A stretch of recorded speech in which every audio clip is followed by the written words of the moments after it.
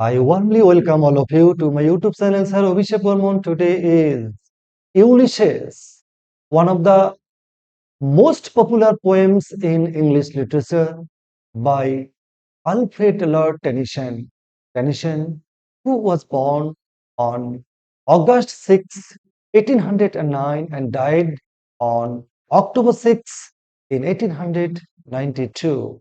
Let's we know about Alfred Lord Tennyson.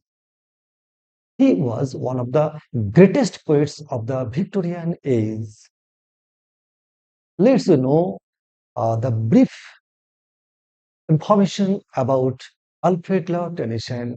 Tennyson preeminently represents Victorian literature.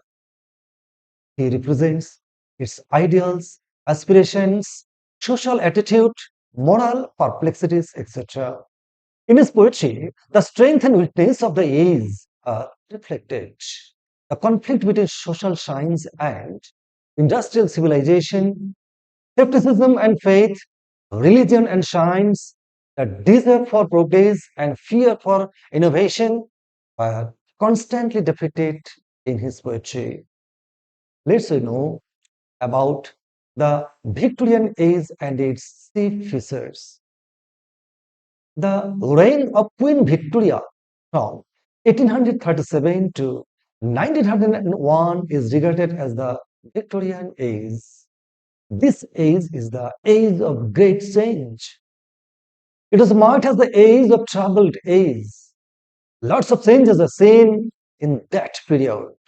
At that time, there was a great conflict between science and religion. Besides this, the expanding horizons of education and literacy, as well as by an increased desire of the people to question religion and politics. Let's we know about the identity of Ulysses. Ulysses is the protagonist or the principal character of the poem Ulysses. Now, let me know who is Ulysses is. Ulysses was the legendary Greek hero. His heroic deeds and adventures are sung by Homer in his eternal epic Odyssey.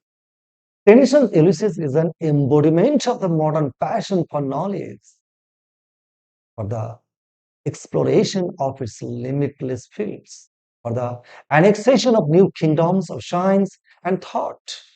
His Ulysses expresses his feeling about the need of going forward, defeating all barriers. Let's see, go through the text, that is the poetry. We already have known the identity of Ulysses. Ulysses, in a word, actually, is the living picture of the Renaissance period, Victorian age, the modern people. He is the symbol of exploration, traveling, and gathering the knowledges that Ulysses participated in the great Trojan War. And after that, he traveled more 10 years. After 20 years traveling, he returned home. After returning home, once again he resumed his duties, that is, started to lead a peaceful domestic life with his wife, his son, with his people of his kingdom, etc. After spending some times in his kingdom, he felt fatigued. He felt tremendously tired. He felt utmost boring because he is the symbol of exploration. He is a symbol of traveling. He is the symbol of gathering experiences. And that's why, after getting tired, after getting bored of his domestic life, he emphatically declared that it little profits that an idle king by the still hearth Among these barren crags, massed with an aged wife, I mate and dole unequal laws unto a savage race that hoard and sleep and feed and know not me. It is. Ulysses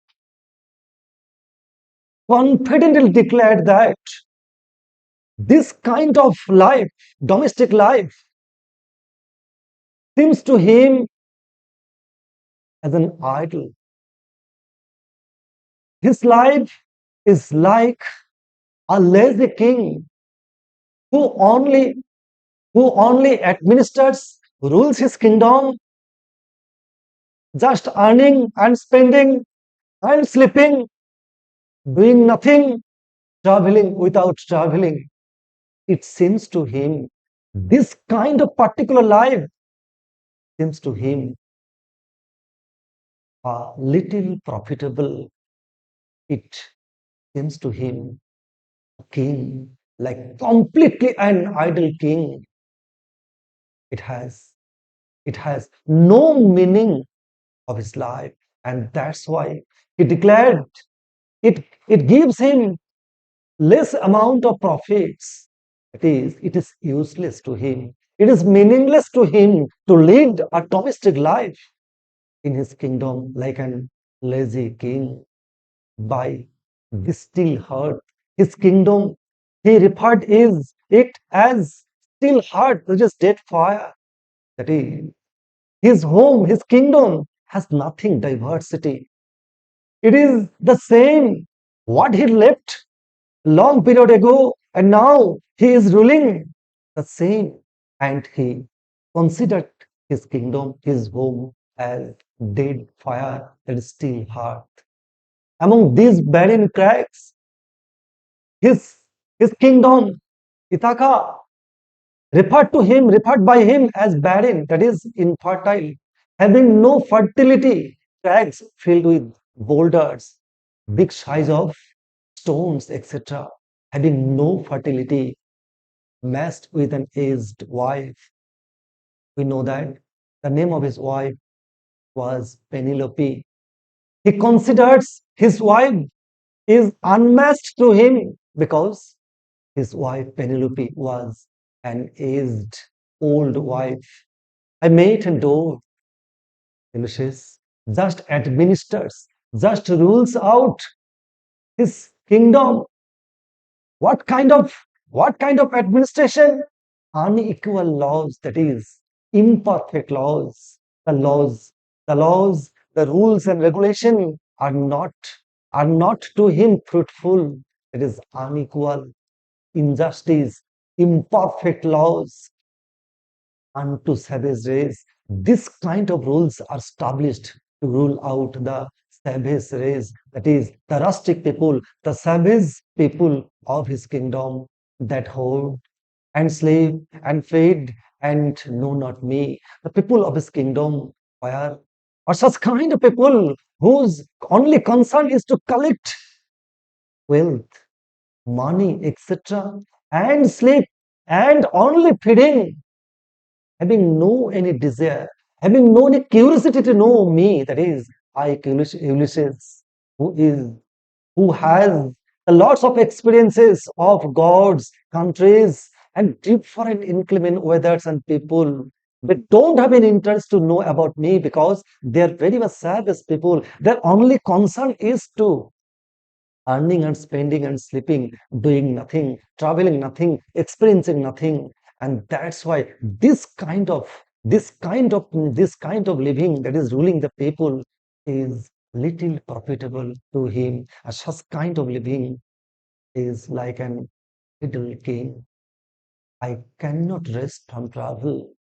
Ulysses, Ulysses can't think can't think the stoppage of his travel because he had extensively traveled lots of places and different kind of places, and that's why he knew the real taste of traveling, and that's why he can't rest.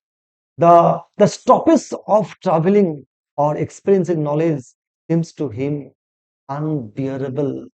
Is is unimaginable to him. That's why he said that I cannot rest from travel. I'll drink life to the lees. Here, Ulysses compares his life like a like a like a glass full of wine. The the protagonist, that is Ulysses, wants to enjoy his life to the last part, the last moment, the last minute of his life, like a drunkard who drinks a glass of wine. And the drunkard feels satiety, feels satisfied when he or she takes the last part of the glass, the sediment, the dregs of the glass. He would feel the satisfaction, that is having the taste of the wine. Here, Ulysses thinks that he thinks that his life is nothing. His life is like a glass full of wine, and he wants to drink that wine of life to the dregs. That is the last moment of his life. Next, all times I have enjoyed greatly. That is, Ulysses traveled extensively, lots of places he had traveled greatly and suffered greatly. Not only that, all kinds of traveling was all kinds of were are smooth. Some traveling, some adventures were soft or smooth, and some were rough. Both with those that loved me.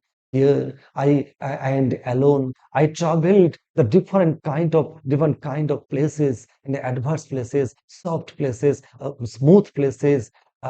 Sometimes my companion, my sailors were with me, and sometimes I was alone when through scudding drifts, the rainy haze baked the dim sea.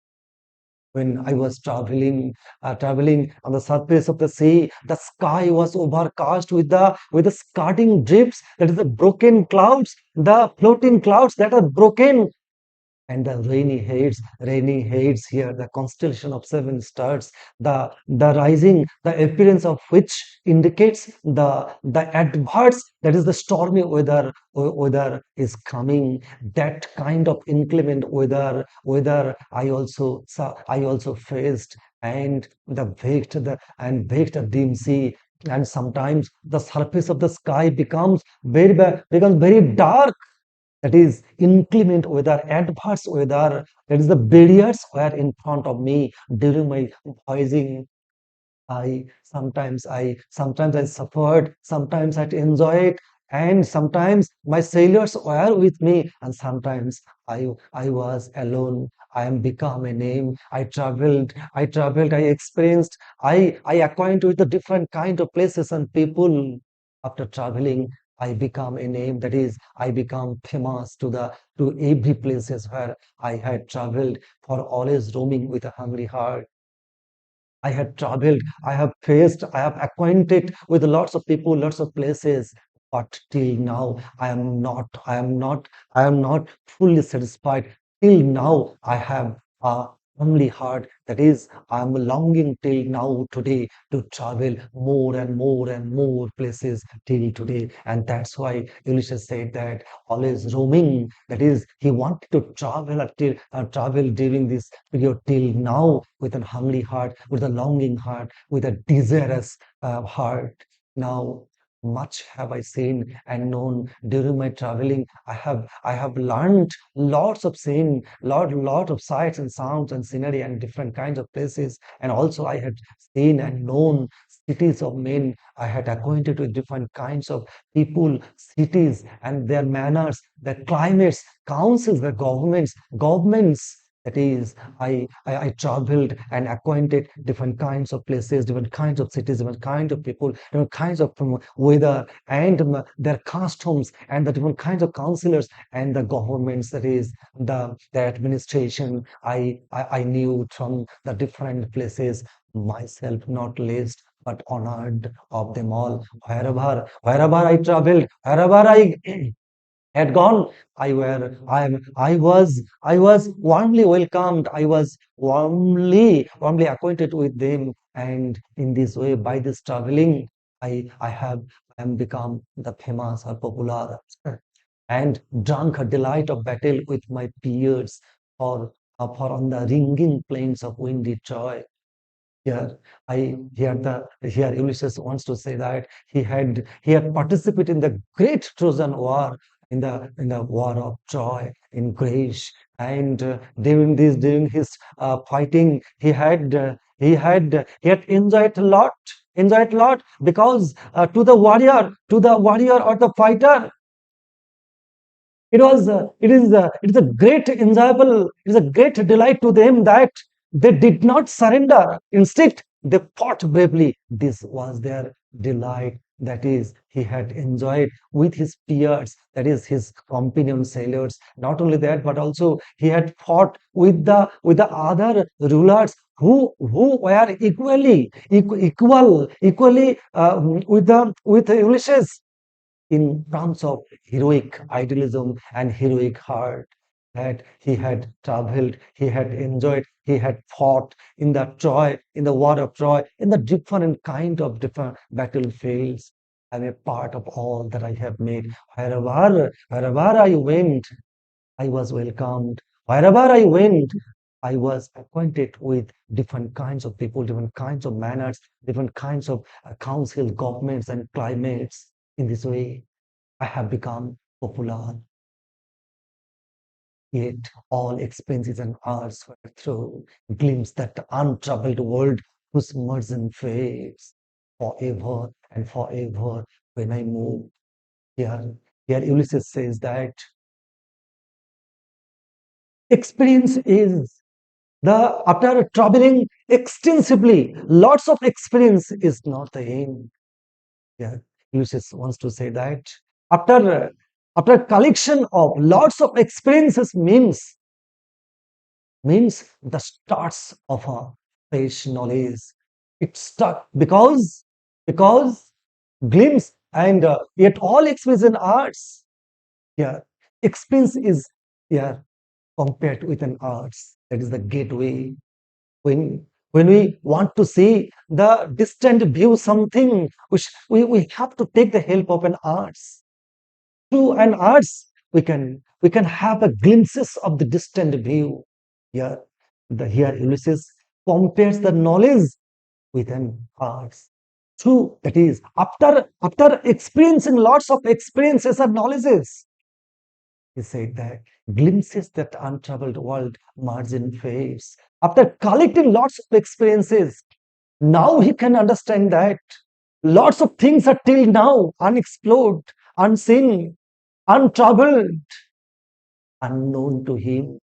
And when he when he when he takes the knowledges or experiences and arts, he could see through these knowledges that margin fades. There is long horizon. It apparently seems to us that horizon meets somewhere. But if we have lots of knowledge, then knowledge will help us to see that there is no any such kind of margin, because the knowledges will gear up to know more and more and more and more, and then it will stimulates to us to go forward, and as we go forward, the margin, that is the horizon, will fade forever and forever. When I move, whenever I travel, whenever I extensively voyaged anywhere, my my long distance becomes very much fades. How dark it is to pause to make an end, to rust unvarnished, not to shine in use.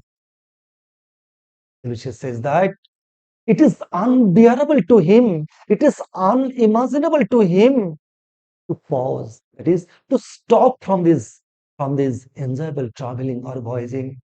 He do not want to pause, do not want to stop, and the thought of stoppage is nothing but dull. It's meaningless, nothingness to him, to make an end. End. The Ulysses here takes the ending of his traveling as the stagnation of life, the ending of a life, to rust unvarnished, not to shine in use. It is a brilliant imagery. Here, here he compares the life with a sword, with a metal, with a sword. If a sword is used properly, the sword will be very much shining.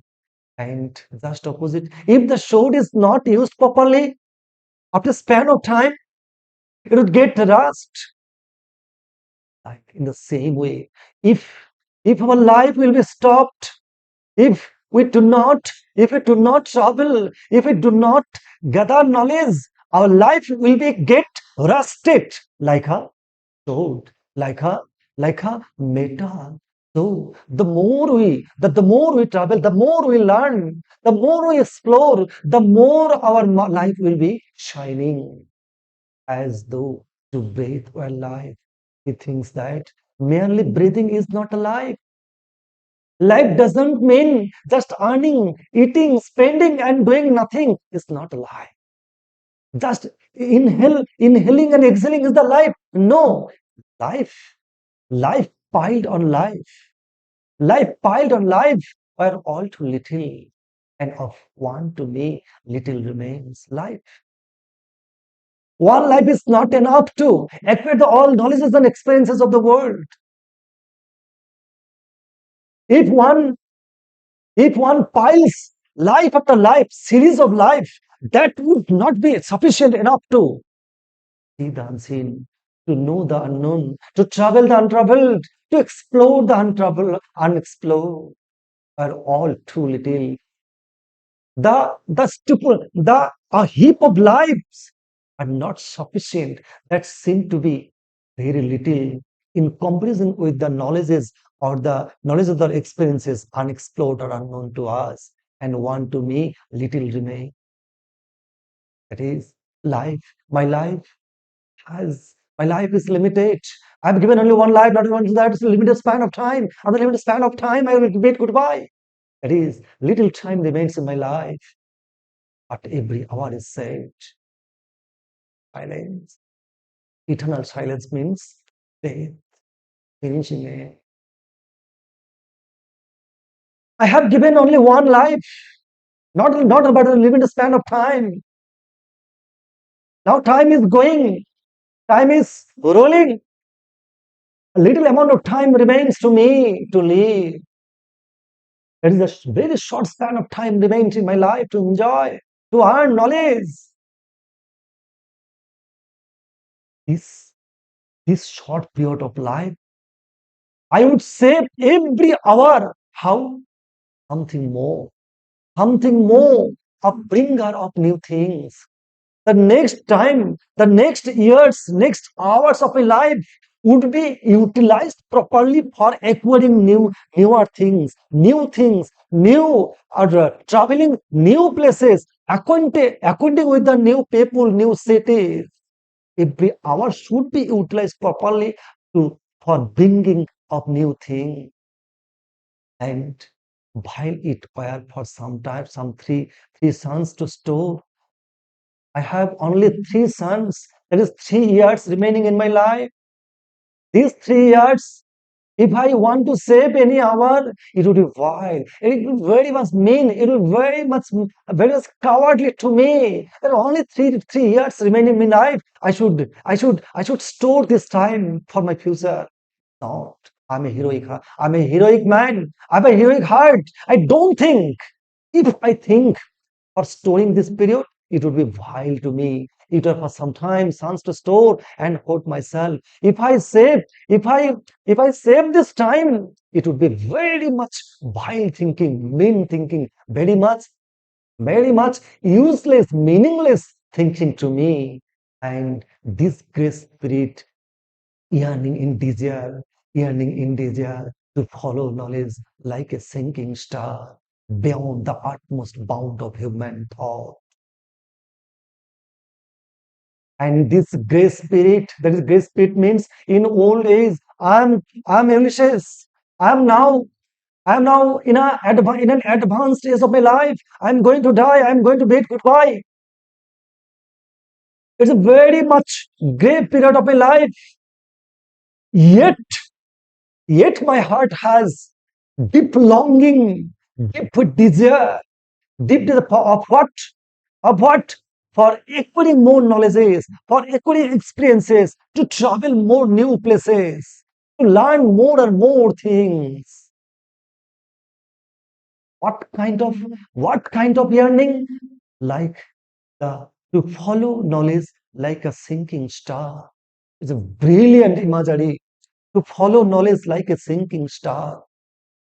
There are two interpretations. Number one is stars normally seen in the unlimited place that is in the sky. It is unlimited. It can't be weighted, it can't be counted.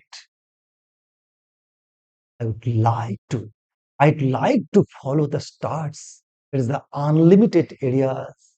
Second interpretation is if one if one goes, if one undertakes a journey on the surface of the sea in the westward, then if he if he stands still on the on the boat, he would see that in the long horizon, beyond the long horizon, the stars would sink. The sinking star would sink. If the sailor goes part that is pursues the star in the same movement or same motion, then that sailor would never fail to see the sinking star. No, the star would continuously sinking. That is, that there is no any horizon, there is no any finishing end. That is, if I would follow the sinking star, then I would never stop. That is because knowledge is limitless, experience is limitless. So if I would follow the sinking star, my journey will be continuing for the unlimited period of time till my death. Then I will be able to see beyond the utmost bound of human thought. Our human thought is limited. After up to the horizon, up to the horizon, our thought is limited.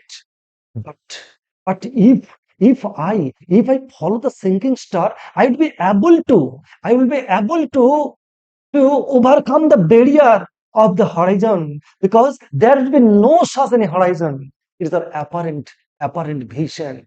That is, if I want to be the follower of explorer who follows the sinking star. It is who are dedicated to explore the unexplored, dedicated to know the unknown, dedicated to travel the untraveled, dedicated to know the unknown. I want to go beyond the utmost thought of human being. This is what the first part of the poetry. And the next part I would upload in the next class of the poem Ulysses. Goodbye.